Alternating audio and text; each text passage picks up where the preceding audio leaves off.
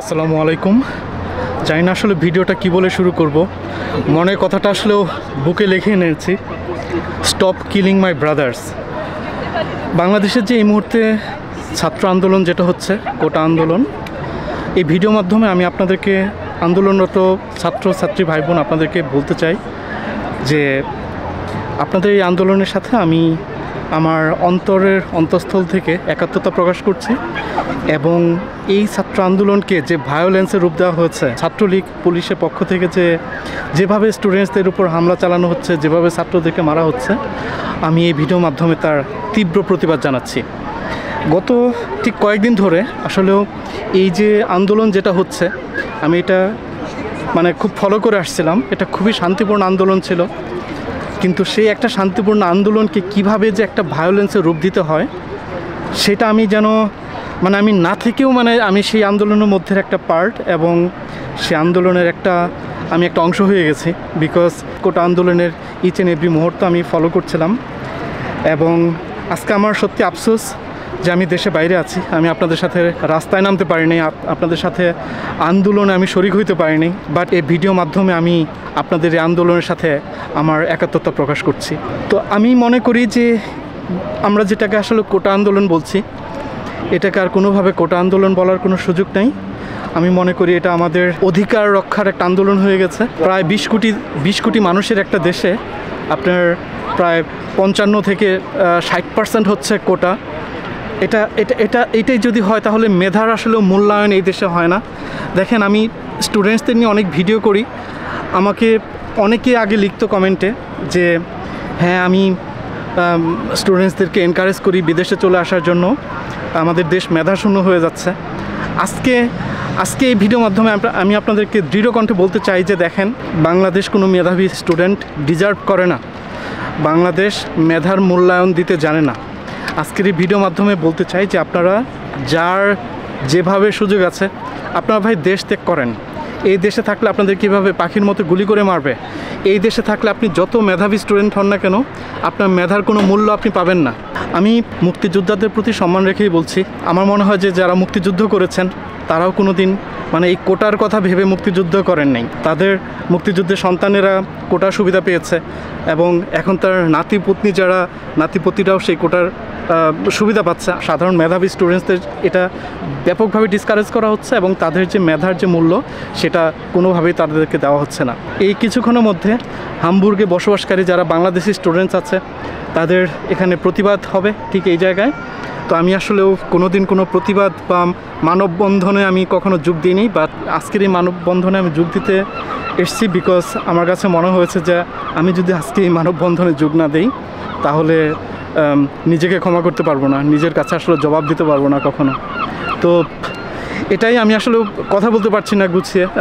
Just আমি এটুকুই বলতে চাই যে আমি আপনাদের এই আন্দোলনের পক্ষে আছি, এবং আপনাদের উপর যে নির্যাতন করা হচ্ছে, যে নিপীড়ন করা হচ্ছে, যেভাবে কিল করা হচ্ছে, যেভাবে গুম করা হচ্ছে, আমি তার দৃঢ় প্রতিবাদ জানাচ্ছি। চলেন, আপনাদেরকে হামবুর্গে যে মানববন্ধন হচ্ছে এই কিলিংয়ের প্রতিবাদে বা এই কোটা আন্দোলনের যে সমর্থন হিসাবে আপনাদেরকে সেখানে নিয়ে যাই।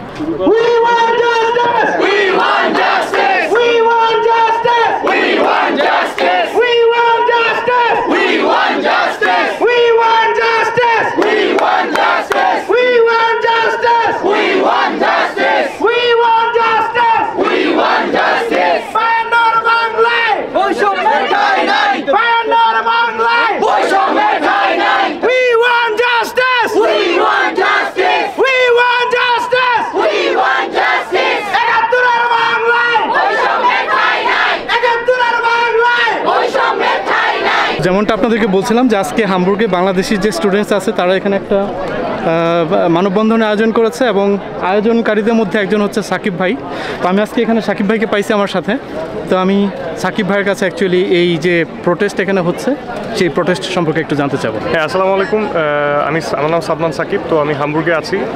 তো এখানে আর কি যেটা আমরা করতে যাচ্ছিলাম যে খুব শর্ট সময়ের মধ্যে একদিনের ভিতরে আমরা অ্যাকচুয়ালি জিনিসটা টোটাল অর্গানাইজ করি। তো একদিনের মানে 1.5 দিনের মধ্যে আর কি আমরা একটা মানে সবার মধ্যে একটা ফিলিংস হচ্ছিল যে দেশে এতগুলা মানুষ মারা যাচ্ছে, এতগুলা মানে নিরপরাধ স্টুডেন্ট মারা যাচ্ছে, এবং এদের জন্য তো মানে আমাদের প্রত্যেকে মানে এভরিওয়ানস হার্ট ইজ ব্লিডিং। হ্যাঁ, তো আমরা যদিও 8500 কিলোমিটার দূরে থাকি, কিন্তু প্রত্যেকটা সেকেন্ড আমরা দেশের মিডিয়া দেখতেছি, এবং যাতে করে আমরা সবার প্রতি একটা মেসেজ দিতে পারি যে আমরা এখানে হামবুর্গে আছি, আমরা ইয়ং ফ্রেন্ডসটিকে এখানে আমরা অনেক ইন্টারন্যাশনাল মানুষ এবং হামবুর্গের সবাই এখন আসে বিকালবেলা।